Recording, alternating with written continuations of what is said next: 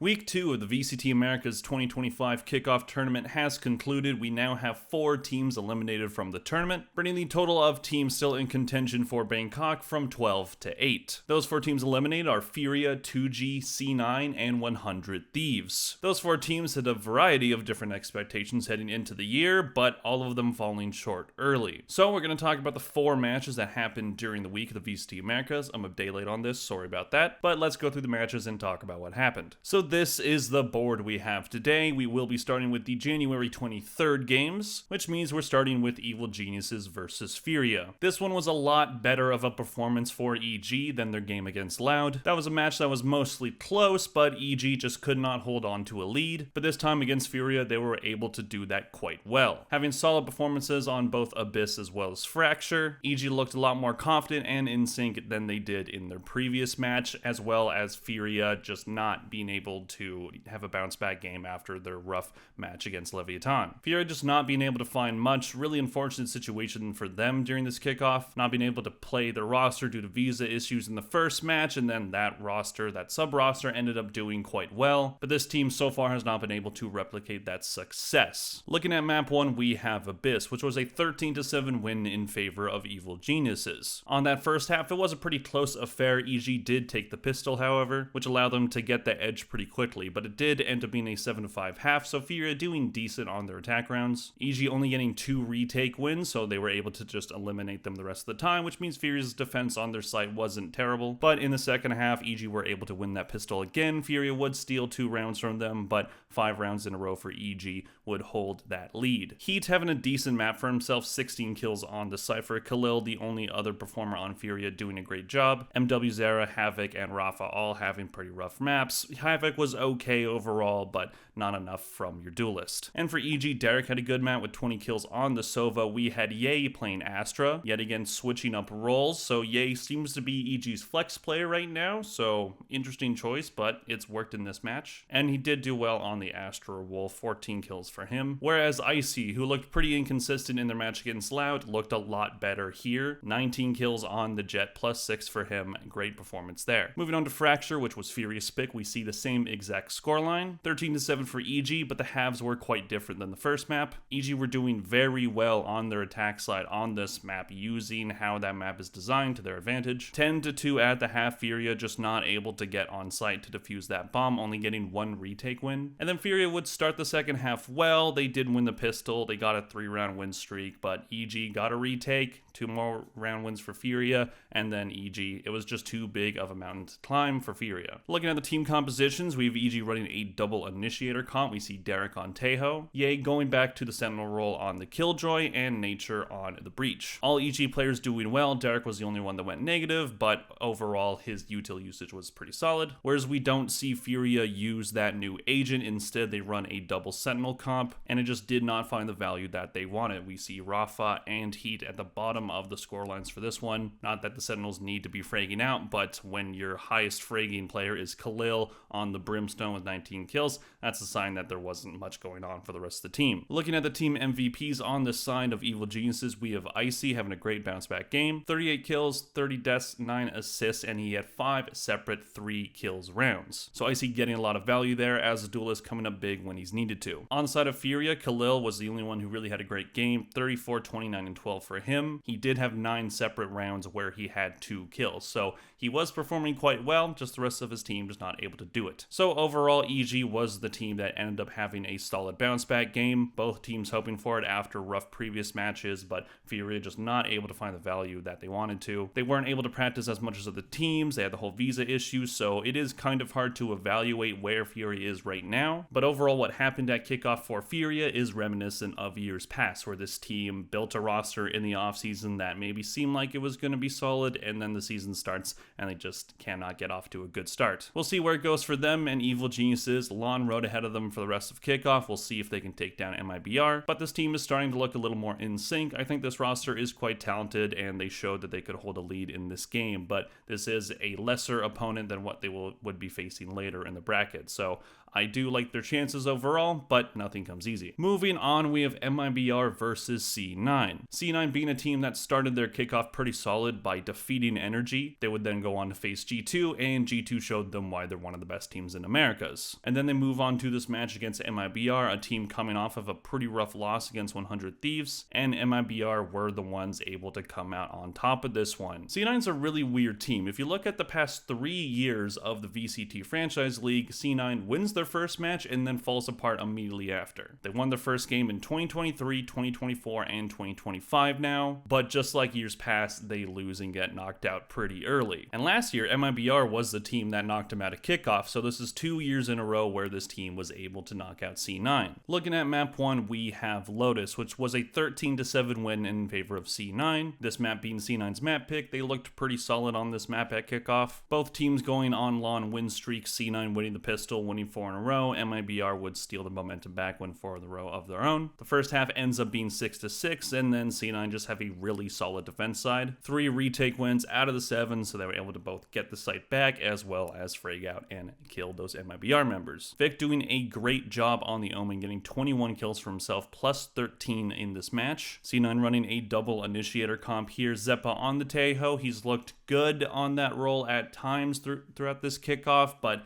he just hasn't seemed to found the same value that he found against Energy. MIBR decided to run a double smokes comp, and it just did not get the value that they wanted to. It did well on the defender side, which makes sense, but it just did not find the value on attack. Cortesia having a rough game, 7-17 for him, -10. No one on MIBR going positive in this match. Ospas doing the best with 15 kills and 16 deaths. But then on Abyss, MIBR would do a very good job at bouncing back. C9 would almost steal this one from them, but MIBR would get it back. Incredibly solid attack side led by Ospas by MIBR. They win the first 5 rounds of this game. C9 win 2, but then another 5 rounds from MIBR makes the half 10-2. So it looks like they're running away with this one. Shinam and Cortesia doing a lot better this match. And then C9 decides to have a really good attack half on their own. They won 7 rounds in a row to start it. MIBR had to calm down a little bit and say enough is enough and just lock in and get this one done on defense, and that's what they did. As I said, Ospas was leading the way, no surprise there. 25 kills for him on the Jet, plus 15. Xenom and Cortesia doing a lot better, 19 kills for both of them, plus 7 for Xenom, and Cortesia did go even with his deaths. Both initiator players at MIBR not doing great, but it didn't matter when Ospas was doing Ospas things. C9 not being able to find the value with the double smokes that they would have hoped. Then we move on to Pearl, where MIBR were able to have a much better stranglehold on the lead. While they wouldn't have as good of a first half as they did in the previous map, they still ended at 8-4. C9 were able to get 4 different retake wins, but MIBR just shut it down 8-4 at the half. And then MIBR were able to win the second pistol, and that allowed them to have the economy advantage to put this one to bed pretty quickly. Vic once again doing his best to get C9 back into the game, 18 kills for him. Oxy having a bit of a rough map, 10 kills on the Yoru, -7. Whereas everybody on MIBR were having a good game. Cortesia, a bit of a rough map again, but everybody else was positive. Nasr leading the way with 18 kills, plus 9 for him on the Sova. For C9, Mitch was on the Tejo this time, opting to have Zeppa on the Fade. Did not work out for him. 5 kills, -11 for him. Looking at the team MVPs on the side of MIBR, we have Ospas, to no one's surprise. 57, 40, and 10, and he had 14 different multi-kills. On the side of C9, we see similar numbers from Vic, who went 53, 37, and 26, who also had 14 different multi-kill rounds. So overall, C9 didn't play terribly, but once again, it seemed like when one player was doing well, the rest weren't. Vic was leading the way this match. Oxy had a good second map, but overall, it just wasn't enough, and no one was consistently playing together. Right now, this new version of the C9 roster doesn't seem to have a lot of cohesion. They were able to catch Energy off guard, and Energy had a really rough game, but we've seen them play against the top team in G2 and fall quite short, and MIBR were able to come out on top. Ospas leading the way, being a great leader for this team, getting the confidence of their new young, unexperienced players up, and it seems to be working so far. Don't know where I see the C9 roster going, but if previous years are to be compared to, then they're probably going to have a really good stage 1, but for now, their run at Kickoff has come to an end. Moving on to the January 24th games, we have an absolute blowout by Crew. Crew versus 2G, 2-0 for Crew. This one was an absolute stomping, and I'm really concerned about 2G going forward. I can excuse excuse the loss against Furia because it was a random tier 2 roster that you don't have prep on. It was an unfortunate situation for both teams where you could make the argument it was a competitive advantage for 2G, but for a team coming up from tier 2 facing against another random tier 2 roster, not exactly ideal when you've probably been prepping for the proper Furia roster for a while. But this game against Crew,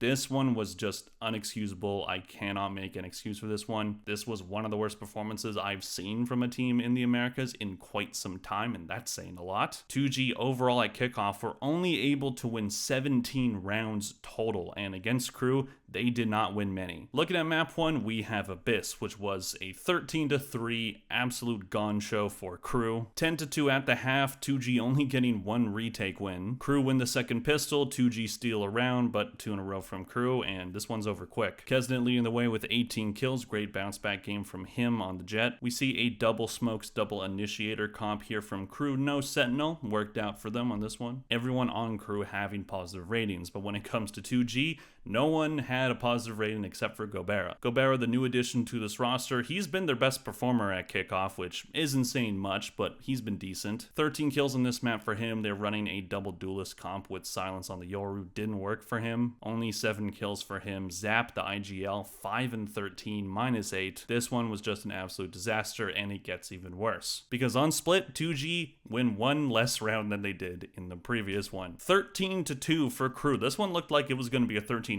for a while. Crew win 9 rounds in a row, just absolutely stomping on this inexperienced team. 2G just not playing with a lot of confidence, and Crew just seeing blood in the water and just going at them. It didn't seem to matter what Crew even did. They were just outplaying them at every single part of the map. 2G were able to get 2 rounds, so that's nice, I guess. But then Crew win the only 3 rounds of the second half, and this one yet again is over quick. This one, if just look at the time, 38 minutes for this one. Yet again, everyone on Crew having positive ratings. We see Crew with a double smokes comp, both smokes players doing well. Melsner leading the way with 12 kills, Kesnet leading the way in kills with 15. This time it was Prize, 13 kills on the Viper. Gobera once again was doing all right, but 10 kills for him, not exactly what you need. They would have LZ on the Tejo, didn't find the value that you needed it to, and Zap once again, really bad map from him, 5 kills only on the Breach. Looking at the team MVPs on the side of Crew, we have Kesnet, he went 33, 16, and 7 for +17, and for 2G, not much to say really, but Gobera went 23, 24, and 10, and he had 6 different multi-kills. So Crew look a lot better than they did against Loud. They looked just absolutely lost in that match, but in this one, they saw that 2G were just not confident and not synced, and they just jumped on it. They were disrespecting them at every single round. They were doing plays that were absolutely just disrespectful, like Melsner TPing into the smoke when 2G's defusing and they win the round. Just a crazy amount of outplays from this Crew team. They look a lot better, but it's hard to tell where they are because this 2G team just looks lost. I really don't know how well this team is going to do. They don't look like they prepped a lot for this Crew team. At the very least, if they did, it did not seem to matter. This team needs to find an answer for stage 1. They cannot be playing like this if they hope to go anywhere this year. I don't expect this team to be a great performer, but I do expect them to be better than this. They only won 5 rounds in this entire match. That is just pitiful. This is not the same team that we saw at Ascension. I know they're missing Spike. If the entire team's performance depends on that player,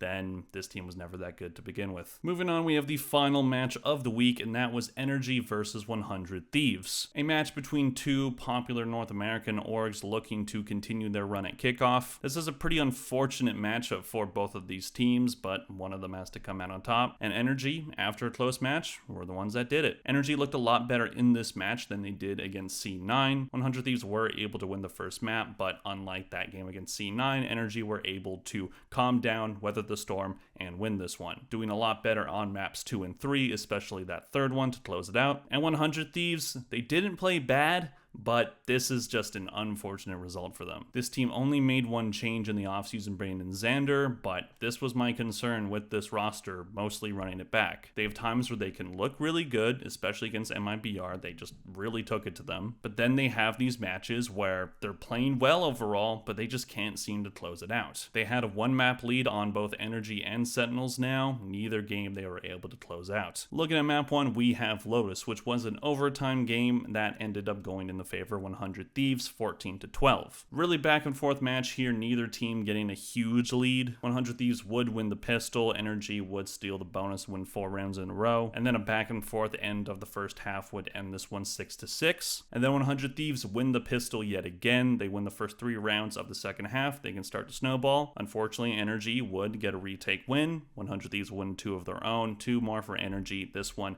ended going to map point for 100 Thieves, but Energy 3 rounds in a row to bring it to overtime. Unfortunately for Energy, they seem to be kind of bad at overtime, at least in the past 2 matches, so 100 Thieves would win the only 2 rounds of it. These are some very interesting scorecards here. Look at Boostio, man. 4-17, -13 on Breach. Listen, I know IGLs aren't always supposed to be the ones getting a lot of kills, but that is a bad scoreline. 4 kills in a match that went 26 rounds. And you're playing Initiator, a role that isn't a duelist role that needs to be killing all the time, but better than, say, controllers. So that performance from Boostio to me is quite concerning. Fortunately for 100 Thieves, EU, Xander, and Asuna would all have pretty solid maps. 20 kills Asuna on the Neon. EU led the team with 26, plus 14 for him on the Fade. On Energy, we had 3 players going negative in Ethan, Som, and Finesse, but Mata and Verno were able to be the top performers, the new kids doing quite well. Verno on the Vise with 24, Mata on the Rays with 20. Both teams running a double Initiator comp, 100 Thieves going with double Initiator, double Smokes. No Teho for 100 Thieves. Energy would try it, and they had a Sentinel in Vise. Moving on to map 2, we have Pearl, which was Energy's pick, and Energy were able to do a really solid job on this map. 13-9 scoreline for them. Neither team having a huge lead at any point, but Energy were able to win both pistols. Ending the first half with 3-round wins, they parlayed that into 2 more wins, so 5 in a row for them. 100 Thieves doing their best on their attack side on this map, but Energy defense was just too good. EU yet again leading his team with 16 kills. They were running a double Initiator comp. They would see the Sentinel with Boostio on Vise. Boostio yet again, not the greatest map. He wasn't bottom fragging this time. That would go to Xander with 11 kills on the Astra. And Mata yet again keeping his team alive. 26 kills on the Jet, plus 11 for him. Som and FNS having great bounce back maps. We saw Som with 19 kills. Finesse would have 13. Ethan on the Teho yet again. He's not fragging out on this role, but he's at least doing alright. And then Bind would have the same exact score line, and Bind for 100 Thieves does not look great right now. Energy were able to take control of this one pretty quickly, winning the first 4 rounds in a row. 100 Thieves never really had a lead on them. They would tie the game with 6-6 at the half, but then 100 Thieves defense side was just not able to stop what Energy was throwing at them. FNS outcalling Boostio a lot during the second half. 4 rounds in a row yet again, so they're getting the bonus, they're getting that 4th round. Getting those pistols, very important for Energy at this stage in the match. And 100 Thieves, they just could not retake the site. They only did it once, and Energy winning the last 2 rounds in round 21 and 22 would close this one out. At least for 100 Thieves, their new addition in Xander had a good map. He was playing Viper. He had 19 kills. Boostio, 7 kills.